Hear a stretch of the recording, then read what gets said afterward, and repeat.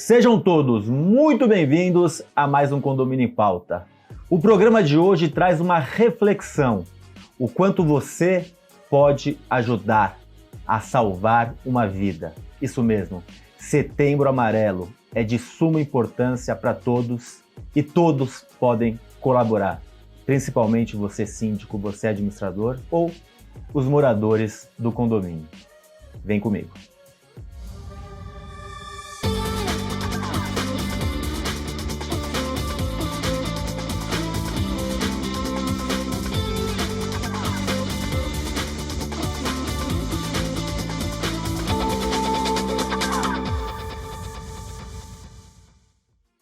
Os nossos convidados de hoje são Vanessa Muniz, síndica 5 estrelas, síndica profissional de muito sucesso, apresentadora da Conde TV, minha amiga. Muito bem-vinda ao programa novamente, Vanessa.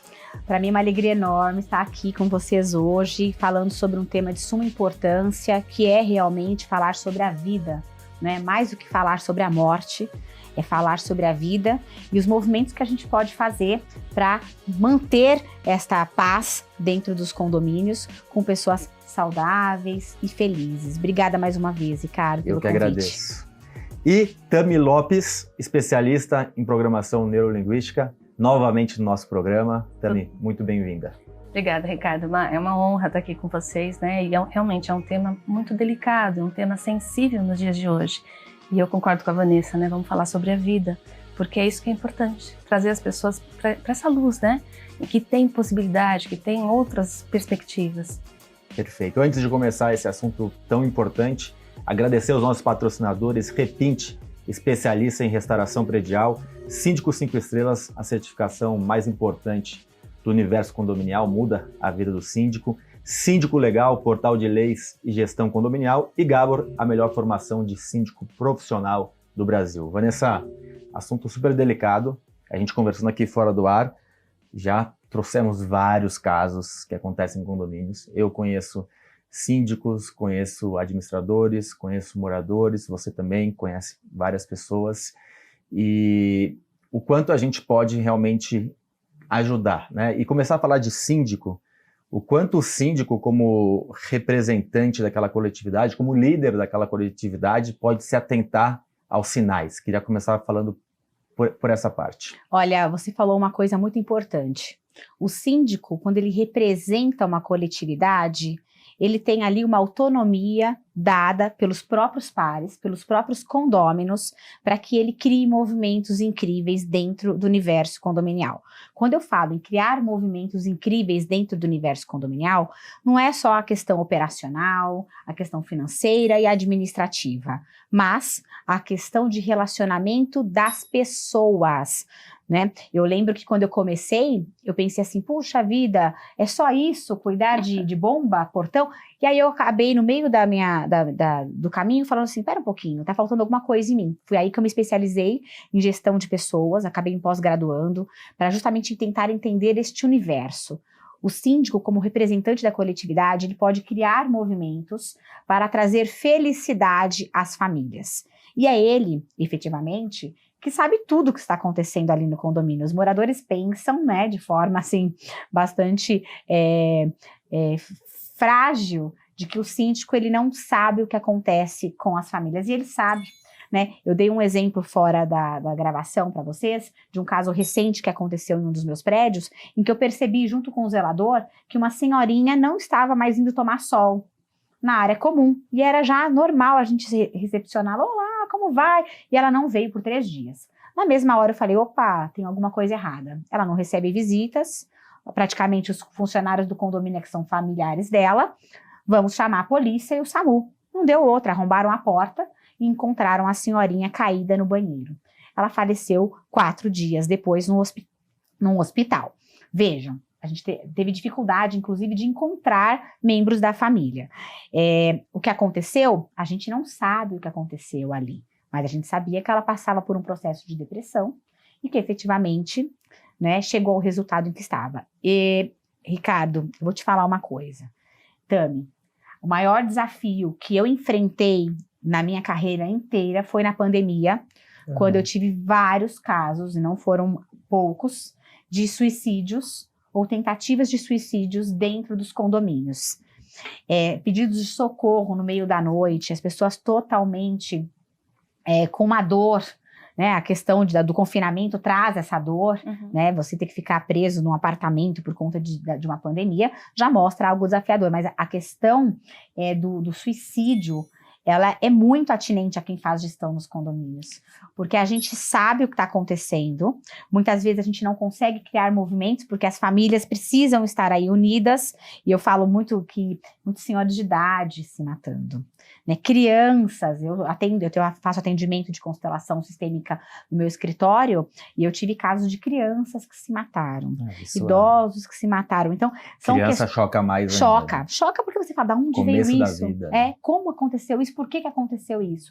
Então, os síndicos, eles conseguem, sim, criar movimentos de conscientização, mostrando quanto a vida é importante, criando movimentos mostrando, oi, feliz hoje. Outro dia eu mandei uma mensagem assim, feliz hoje. Todo mundo começou a mandar coraçãozinho, isso, aquilo, isso, aquilo. Aí eu peguei uma imagem muito bonitinha, né? O dia da gentileza, né? Falando, olha, tem muita gente sofrendo, a gente não sabe, vamos parar de julgar. Aí o pessoal começou a falar assim, puxa, que legal, a síndica não fala só de problemas. Ela não comunica somente questões aí de desafios dentro dos prédios, mas criando um movimento de quanto a gente é importante, como é importante ter vizinhos bons, que o vizinho é o maior parente que você tem, é o mais próximo que você tem dentro dos condomínios. Deixa eu trazer a Tami para conversa. Tami, como que você dá para identificar alguns traços, dá para você ficar de olho e ver que ali pode ter alguma coisa não saudável caminhando? E se sim, como acolher? Eu acho que a palavra talvez seja mais correta, o acolhimento, essas pessoas. Sim, é bem interessante você falar isso, porque uma pessoa que está planejando um suicídio, normalmente ela não mostra para ninguém. É muito silencioso. E é o silêncio que dá o indício, né, de que tem algo que não está legal. No caso de crianças, eu também trabalho com crianças, com adolescentes, eles dão indícios através das redes sociais, de comentários sobre o quanto a vida não vale a pena. Então eles começam com essas menções. E as crianças hoje em dia, elas vêm de uma geração onde elas não aprenderam a se frustrar, né? Diferente das gerações anteriores, que tiveram muitos nãos. Sim. Elas não tiveram. Cada vez piores. Cada vez. Então, assim, os pais, para compensar a ausência por conta de trabalho, essas coisas, e eu super entendo, porque pai e mãe faz o melhor que pode. Mas o fato de não estar presente faz com que o pai e a mãe queira compensar a criança e o adolescente, dando permissão para muitas coisas. E aí, a primeira vez que essa criança se frustra com alguma coisa, já vem aquela coisa, né? A vida não vale a pena, ninguém me entende. Então aqui você já, desculpa te interromper, Sim. mas você já trouxe 2 pontos bem importantes. O primeiro de que você tem que frustrar seu filho desde pequeno. Para ensinar. Para ensiná-lo. Sim. E a segunda coisa, ficar atento às mídias sociais. silêncio, E às mídias sociais, porque tem muitos pais que, meu filho fica ali, tudo bem. Não, mas você consegue verificar o que ele está postando, Sim. né? Sim, e não só criança, tá? Mesmo os adultos, nos comentários de família, num post que faz grupo de família, sabe? É silencioso, mas ao mesmo tempo tem uma mensagem ali. Então, quando você conhece a pessoa, você percebe que aquela mensagem não tá como era antes. O que ela escreveu ali não tá da mesma forma que ela agia. Algo aconteceu. Então, é o que você falou, às vezes é simplesmente acolher, né? É estar aberto a ouvir. Porque muitas vezes, Ricardo, a gente não escuta, a gente fica esperando a vez de falar. E essa pessoa que está passando por uma situação, ela só precisa de alguém que realmente escute. Porque quando você escuta, a pessoa está falando e está ouvindo o que ela está dizendo. Então, isso traz o quê? Uma autorreflexão, que é muito melhor do que os conselhos que muita gente dá, né? Porque tem ditado popular, né, que se conselho fosse bom, ninguém dava. Então, não dê conselhos, acolha. Escute com o coração de verdade. E você falando, me veio uma coisa que todos meus amigos falam, você atrai que as pessoas falem com você. E eu atraio porque quando eu pergunto para a pessoa, tá tudo bem? Oi, tudo bem? Eu realmente estou perguntando se tá tudo bem. Ultimamente eu tenho até me blindado um pouco nesse sentido, porque também é pesado para quem recebe tanta carga. Eu não sou terapeuta, não sou psicólogo, não sou formado, não tenho experiência em fazer atendimento ou receber tantas informações. Mas assim, eu estava no parque de diversão outro dia, sentou um cara do meu lado e falou, opa, tudo bem? O cara, não. E começou. Aí eu estava no elevador, passei assim do meu prédio, tudo bom? A mulher falou, Não, me abraçou e começou a chorar. Aí fiquei 20 minutos ali com a pessoa. Então, eu acho que... E no final, os dois super me agradeceram, tal, porque quando você fala, né? Eu já tive momentos muito ruins na minha vida, eu já tive depressão, Sim. que é uma coisa muito pesada, e as pessoas escondem, geralmente, é uma vulnerabilidade.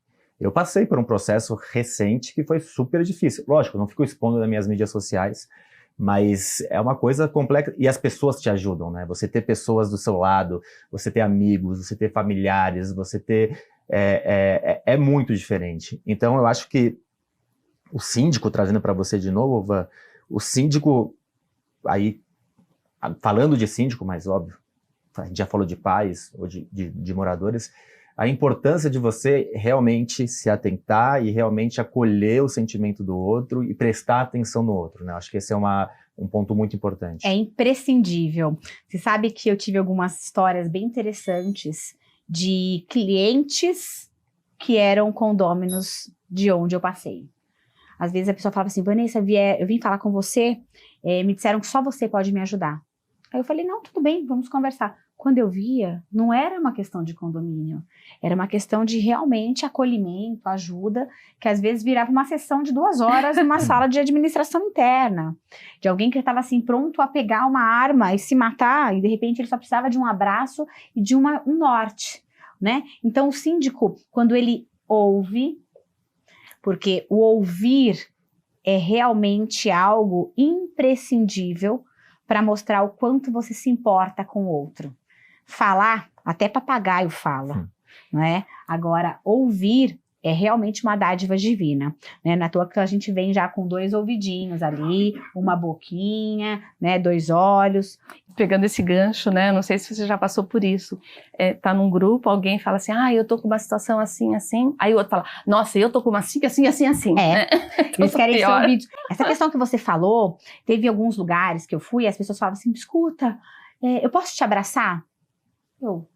Claro, por isso que eu sempre vou com o umbigo tampado, já me protejo antes de sair de casa, porque sim, a gente também pega a energia do outro, há uma troca de energia com o outro, e se a gente também não sabe se limpar energeticamente, é óbvio que também como esponjinha, o Ricardo é uma esponjinha, né? Ele vai pegando e a gente vai limpando os outros, conversando, enfim, acolhendo, mas a gente também tem que cuidar da gente, né? A gente não pode esquecer que para salvar alguém num acidente aéreo, você tem que colocar primeiro a sua máscara de oxigênio. Para salvar alguém no mar, você tem que colocar a sua boia salva-vidas. Então, a gente tem que estar sempre blindado, protegido, para ajudar o outro. E assim, foram situações assim tão amorosas também que eu passei dentro dos condomínios. A gente fala tanto de problemas todos os dias, mas amorosas, de que eu tenho amigos até hoje, de condomínios que eu já nem mais sou síndica, que eu renunciei por livramento, porque a gente também tem que saber quando é tóxico, quando não é, né? A gente também tem que identificar o que faz bem e o que não faz bem.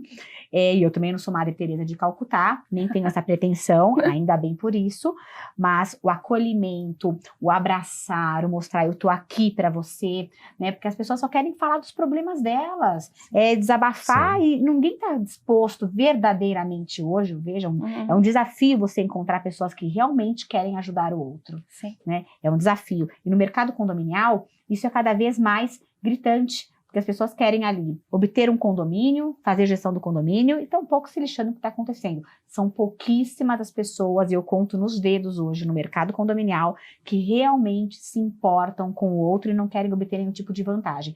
E aí dentro dos condomínios, quando você vê essas situações de suicídio, você vê o quanto o mundo está doente, o quanto as pessoas precisam serem aí ouvidas. Esse abraço, esse acolhimento.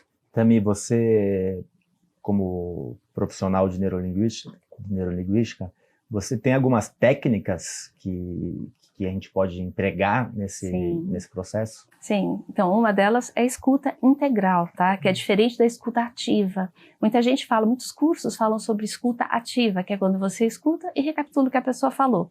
A escuta integral é quando, além de recapitular, você checa se você entendeu e você percebe o não verbal da pessoa. E não é interpretar, cruzou o braço, está fechado. Não, não é isso. É perceber que houve um movimento que mostrou que algo aconteceu. Então, se eu realmente estou escutando você, eu estou vendo você como um todo. Se eu estou falando com você e você faz um movimento, eu não vou imaginar que você está fugindo. Não, mas eu posso perguntar, tá tudo bem? Eu percebi que houve alguma coisa.